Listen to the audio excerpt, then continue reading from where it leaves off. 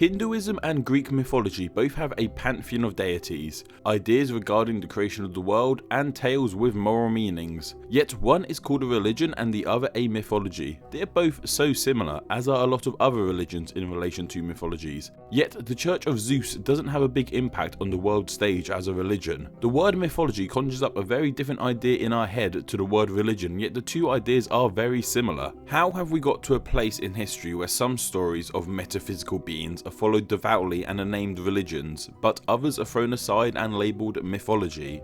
Okay, so this is a pretty big question, and my aim with this video isn't to enrage anyone or discredit their religion. This video exists for educational reasons and for curiosity's sake only. If you follow any religion, that's cool, you do you. Let's kick things off by breaking down exactly what elements go into something that lets it be named a religion and what goes into something that lets it be called a mythology. A cynical answer would be a mythology is a religion in which all its followers have died, but there has to be more than that, so let's look into mythology. In the same way an anthology is a collection of written works, a mythology is a collection of myths. The name mythology was borrowed by languages throughout history. English stole it from French, French stole it from late Latin, and late Latin stole it from Greek. The Greek word mythologia is a compound of mythos, Greek for myth, and logia, Greek for study. Okay, so that's the mythology etymology out of the way, and while we've established that a mythology is a collection of myths, that leaves us with our next question. What's a myth?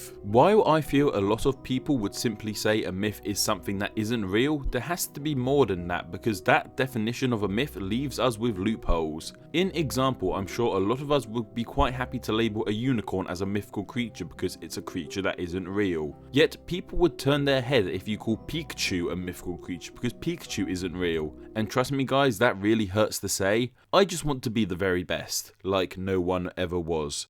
Anyway, why can we consider a unicorn mythical but would call Pikachu fictional? A myth is something that was initially professed to be true and could still be considered true, whether that be by one person or a collection of people. And while most myths contain supernatural elements, they tend to start with some grain of truth. We've all heard the stories of sailors who fell in love with mythical mermaids, which were most probably manatees. Whatever floats your boat guys, no judging here. Of course, myths are more than just mythical creatures like I have dwelled on. They are of course mythical places, mythical heroes and villains, and of course mythical tales. When various myths and mythical tales come together, connected by common elements such as characters, locations and themes, is when we start to have a whole mythology on our hands. A mythology that can seem awfully similar to perhaps a religion. The definitive etymological origins of religion is obscured. It's considered to come from the Latin word religare, which means to tie, to bind, but earlier writers like Cicero connect the noun with religere, which means to read over again. But the true origins of the word remain a mystery. While religion has a lot in common with mythology, as I'm sure I have established by now in this video, there are certain aspects religion has which mythology doesn't, or at least doesn't have anymore. A publication from academia.eu, which you can find down below, breaks religion down into 9 key points that I feel can be roughly split into 2 categories. The first category being one that ties into the mythology of the religion, such as belief in something sacred such as gods or supernatural beings, a distinction between sacred and profane objects, and ritual acts focused on said sacred objects. The second category of points aren't so much the flat out mythology, but more the factors that arise from the effects of the mythology, such as a moral code believed that has a sacred or supernatural basis, characteristically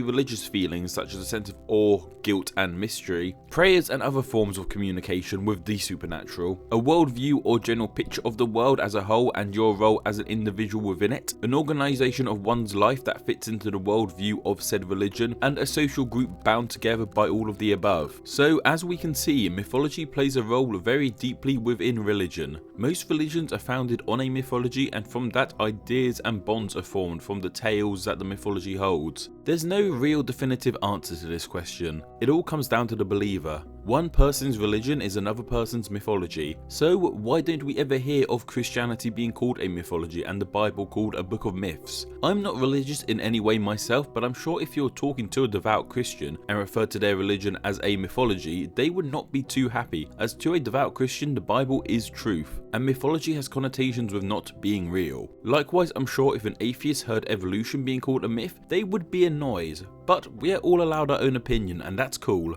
If, however, you are religious, tell me down below how you'd feel if someone referred to your religion as a mythology. I'd love to know. Yet, of course, there are other factors. Not all mythology relates to religion. Think of American folklore like Paul Bunyan, or even modern urban myths like Slender Man. Neither own any religion's gospel texts. Well, Slender Man might be actually.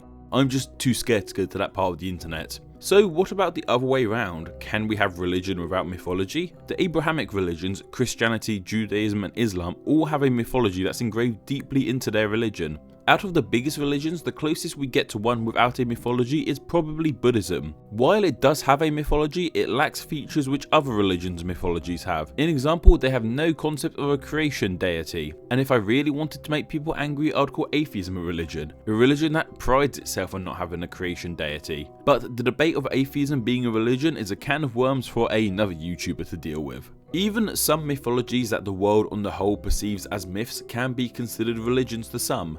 Let's go back to Greek mythology. Greek mythology was once part of something we now refer to as the ancient Greek religion, but as Christianity came to Greece, their gods fell out of fashion and fell to mythology, as opposed to bona fide religion. The Hellenism movement is the revival of this religion and it's on the rise in Greece, with one incident in 2007 of a ritual being performed in the temple of Olympian Zeus, in an attempt to revive the ancient Greek forms of worship, leading to outrage from the Greek Orthodox Church. But to Olyimpian, the holy association of Greek ancient religion believers who conducted the ritual, this mythology is religion.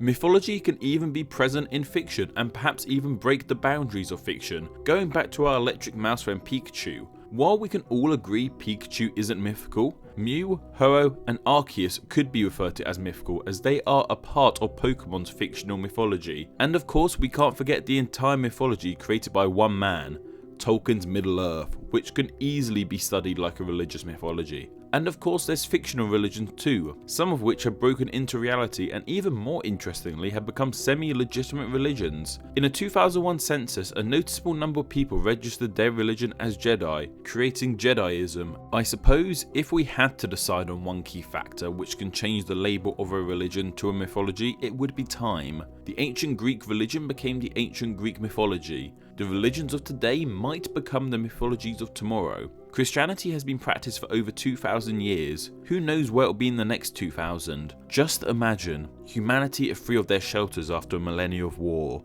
What the humans before them worshipped are lost, but an artifact of the world before theirs is found. A copy of Pokemon Yellow. And with that, the Church of Pikachu is formed. Maybe.